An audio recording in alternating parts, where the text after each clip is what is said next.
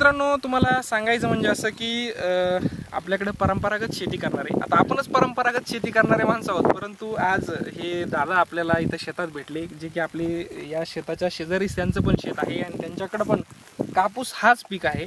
तर ते मला म्हटले की तुम्ही नेमकी हे काय करताय, हे कशी पद्धत आहे आणि याच्यावर काय फायदा होतो. ज्यावेळेस सुरुवात मी केली त्यावेळेस त्यांना वाटलं मी ऊसासाठी बेड पाडतोय काय, म्हणजे ऊस लावतोय की काय, परंतु त्यांनी नंतर बघितलं की हे सरकीच लावत आहे, वेगळ्या पद्धतीमध्ये सरकी आहे.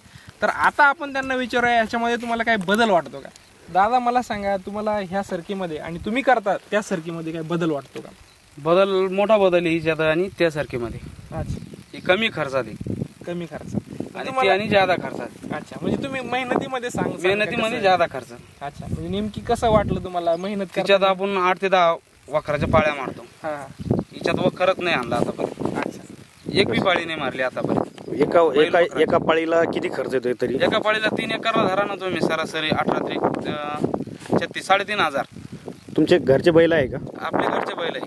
अच्छा. तरीच क्वालिटी अशी नाही, आणि ही बेडवरती आहे. आणि पुन्हा खताच्या मात्रा पण त्यांनी विचारपूस केली त्यावेळेस आपण 3 एकरला फक्त 3च बॅग टाकल्या होत्या. 10, 26, 26च्या आपण 3 बॅगची मात्रा आपण या सरकीला दिली होती. ते तर म्हटले की आम्ही हे पण तुम्ही खूप कमी वापरताय, तुम्ही युरिया वापरत नाही आहे. तर अशा सगळ्या गोष्टींचा त्यांना जो फायदा बघितला आहे, तर मला असं वाटतं जर त्यांनी असं बघितलं तर पुढच्या वर्षी कदाचित ते पण यासाठी करतील एखाद्या वेळेस. आता माझा शेजारीच वावर आहे. शेजारी वावर असताना मी एका एकरला 6 बॅग खत टाकलं. पहिलं DAP टाकलं, युरिया टाकला, त्याच्यानंतर दाणेदार आणि फॉस्फेट टाकला, सुपर फॉस्फेट. म्हणजे एवढा खर्च मी 1 एकरला केला, आणि तुम्ही 3 एकरला 3 बॅग टाकला. किती खर्च कमी झाला. आता शेतकरी मित्रांनो, आपण बघू शकता की इतका खर्च करूनही यांचा सोमनाथ भाऊचा जो खर्च आहे हा एकदम कमी आहे. आणि तुम्ही बघू शकता की कपाशीचं क्वालिटी आपण ऑन कॅमेरा बघू शकता की क्वालिटी बघा, आणि एकदम ग्रीन आणि एकदम लवचिकपणा कपाशीमध्ये दिसतोय. तर मित्रांनो, तुम्हाला तरी शेतकरी मित्रांनो, मागील महिन्यात त्यांनी ग्लास ठेवून, प्लास्टिकचे ग्लास ठेवून फवारणी केली होती राऊंडअपची. तर त्यांनी ते स्टेटसला पण ठेवले होते, आणि आपण ते आता स्क्रीनवर पण दाखवत आहे. तर ते एक आयडिया वगैरे कशी काय भेटली त्यांना ते पण विचारून. खरं तर शेतकरी मित्रांनो, आयडिया वगैरे आजकाल काही विकत घ्यायची गरजच नाही आहे, कारण की तुम्ही मीडियावरती ॲक्टिव्ह आहात. जसं की तुम्ही इन्स्टा बघता, फेसबुक बघता, व्हॉट्सअप बघता, त्यानंतर तुम्ही यूट्यूब बघता. सगळ्यात मोठा प्लॅटफॉर्म जो आहे यूट्यूबचा आहे, कारण की यूट्यूब तुम्हाला पूर्णपणे संपूर्ण माहिती दाखवते. 1 मिनिटाचा व्हिडिओ नाही तर अगदी तुम्हाला लॉंगेस्ट व्हिडिओ दाखवतात. सगळ्या प्रकारचे डिटेल्स तुम्हाला यूट्यूबवरती मिळतात. तर मी असंच कुठेतरी मीडियामध्ये याच्यामध्ये जे आपले सामाजिक, आपण ज्याला इन्स्टा वगैरे अशा गोष्टी म्हणतो, त्याच्यावरती मी ते बघितलं, आणि त्या सामाजिक मीडियावरती बघितल्यानंतर मी त्याचा एक प्रयोग म्हणून आपल्या शेतामध्ये जे रिसायकल यूजचे आपले ग्लासेस असतात, आपण त्याला काय म्हणतो तुमच्या भाषेमध्ये, फक्त वापरा आणि फेका, त्या प्रकारचे जे ग्लास असतात ते अगदी 25 रुपयाचं काहीतरी पॅकेट मला मिळालं होतं. असे 2 पॅकेट्स मी आणले, आणि माझ्याकडे जे गवताचे टक्कल होते हरळीचे, मी त्याच्यावरती थोडंसं माझ्यासोबत 1-2 मुलं घेऊन मी त्याच्यावरती ते ग्लास वगैरे ठेवले, फवारणी करून घेतली. त्यानंतर ते ग्लास एकात एक न घालता ते मी एका मोठ्या टोपल्यामध्ये जमा केले. कारण काय होतं, आपण जो फवारणी केलेली होती त्याचा जो रेशिडो होता, जो पाणी होतं, ते ग्लासच्या वरतून लागलेलं होतं. आपण परत कधी त्याला एकात एक टाकलं असतं तर त्या ग्लासाच्या आतूनही राऊंडअप झालं असतं, बाहेरूनही राऊंडअप, म्हणजे आपण ज्या झाडावरती ठेवणार होतो ते झाडही कदाचित गायब झालं असतं. तो एक काळजी आपण तिथे घेतली, आणि आपण किमान नाही म्हटलं तरी माझ्याकडे राऊंडअपच्या 5 ते 6 टाक्या, म्हणजे 20 लिटरचे, मला 100 लिटरपर्यंत पाणी फक्त इथली हरळ मारण्यासाठी गेलं. तर अशा प्रकारामध्ये मी तो प्रयोग केला ते बघू. तर शेतकरी मित्रांनो, आपण बघू शकता की इथं जी जमीन होती याच्या अगोदर हरळीचं प्रमाण इथं भरपूर आहे, आणि विशेषतः म्हणजे यांच्यासाठी खूप चॅलेंजिंग होतं की यासाठी अशा ठिकाणी यासाठी करणं. तरी पण त्यांनी ते यासाठी तुम्ही बघू शकता की एकदम सक्सेसफुली यासाठी त्यांनी केलेली आहे. आता आपण एक झाड बघू शकता, हे झाड ज्वारीचं आहे, आणि याच्यासोबतच आहे कपाशीच्या सोबतच याची लागवड झालेली आहे. साधारणतः 2 महिने झाले असतील आता लागवड. 2 महिने कशा, 17 जूनची लागवड आहे. आज समजा जास्तीत जास्त त्याला 1.5 महिना, दीड पावणे 2 महिने झाले. 2 महिने पण झालेले नाही त्याला. आणि त्याची हाईट जर मी वरती उभा राहून जरी बघितली, माझी फुटच 5 फूट 8 इंचाच्या आसपास आहे. आणि वरती तुम्ही बघताय आणि ग्रो बघताय, विशेष म्हणजे ताटाची कॅपॅसिटी. असे बरेचसे झाडं आहे ना याच्यामध्ये. म्हणजे मी काढायचा प्रयत्न का नाही केला तर आपल्याकडे सोयाबीन याच्यामध्ये होती पहिले, ज्वारी होती यामध्ये पहिले, तर त्याचे जे अवशेष होते किंवा जे झाडं होती ते शिल्लक ते तसेच आपण ठेवले. आणि मग त्याचं आपलं लक्षात येतोय की रिझल्ट नेमकी बेडवर काय रिझल्ट देतात बुवा, हे पिकं कसे चालतात, तसं म्हणून ते ठेवलं आपण, ते बाकी काय नाही.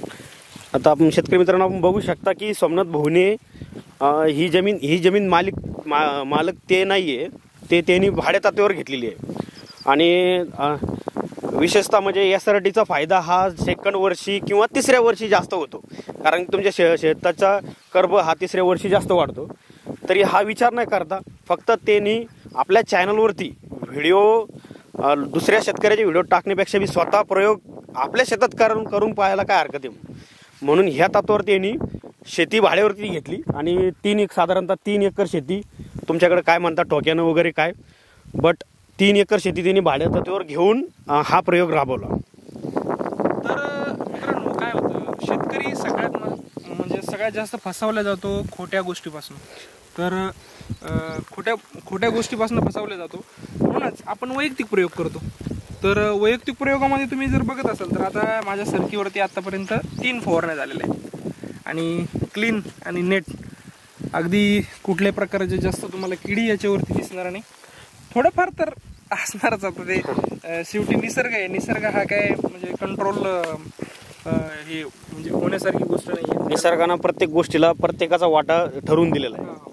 तर त्या आता इकडे तुम्ही बघत असाल थोडी तुम्हाला कमी वाटत असेल, पण मी इकडे थोडे फांदी छाटणी वगैरेचा प्रयोग करतोय.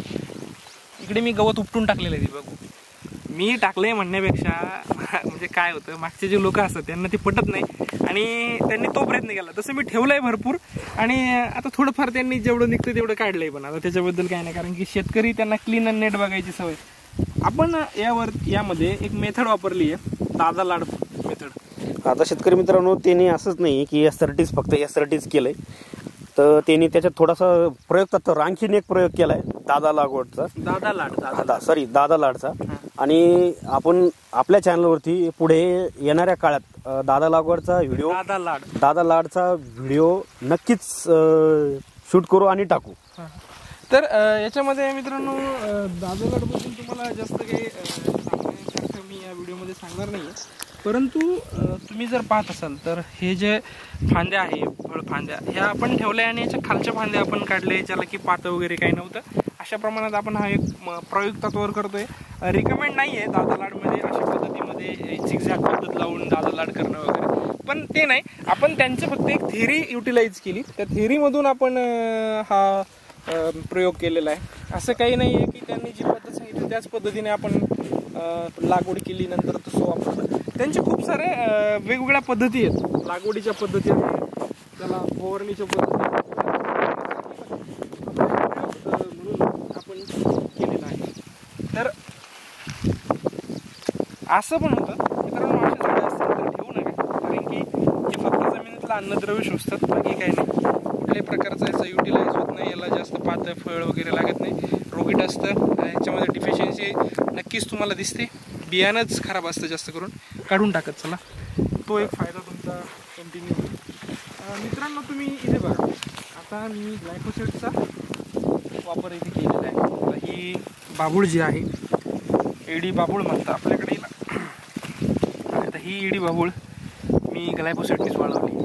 शेतकरी मित्रांनो आपण बघू शकता की शेतात एडी बाभूळ उगली म्हणजे इथून मागची जी शेतीची हिस्ट्री तर तुम्हाला त्याच्यावर समजून आली असेल की जर शेतात जर येडेबाबळी असेल आणि अशा ठिकाणी जर SRTचं चॅलेंज घेणं आहे तर हे खूप अवघड आहे. आणि त्यांनी हे अवघड चॅलेंज ॲक्सेप्ट करून SRTची शेती फुलवली. आता तुम्ही बघू शकता इथं त्यांनी त्यांच्या जनावरांसाठी ठेवलेलं थोडंफार चारा आहे आणि त्या याची जी विड्थ आहे बघू शकता, डायमीटर बघू शकता तुम्ही. ऑलमोस्ट आता इथं दाट आहे, असं बी नाही की बाबा इथं जवळ ज्वारी नाही. ज्वारी एकदम जवळ असताना सुद्धा त्याची विड्थ खूप चांगली आहे, वाढ वगैरे खूप छान आहे. आता इथं तुम्ही बघा हरळ आहे, भरपूर प्रमाणात हरळ आहे, तरी सुद्धा आहेत झाडं चांगले आहेत. इथे मी तो प्रयोग माझ्याकडून राहिला होता, मला क्लास वगैरे ठेवायला मला वेळ मिळाला नाही, परंतु मी मधलं जाळलंय, बाजूचं मधलं राहिलंय, म्हणजे सेंटर बेडवरचं राहिलंय. तर अशा प्रमाणात आपण या गोष्टी केल्या. तर शेतकरी मित्रांनो, आपण नेहमीच म्हणत असतो की आपल्या चॅनलवरती आपण दोन्ही पण गोष्टी दाखवतो, फक्त पॉझिटिव्हच नाही तर निगेटिव्ह गोष्टी सुद्धा. की असं नाही की बाबा सगळंच आमचं चांगलं आहे आणि सगळं चांगलं म्हणून पॉझिटिव्ह गोष्टीच फक्त दाखवणं हे आम्ही कधीच करत नाही. तर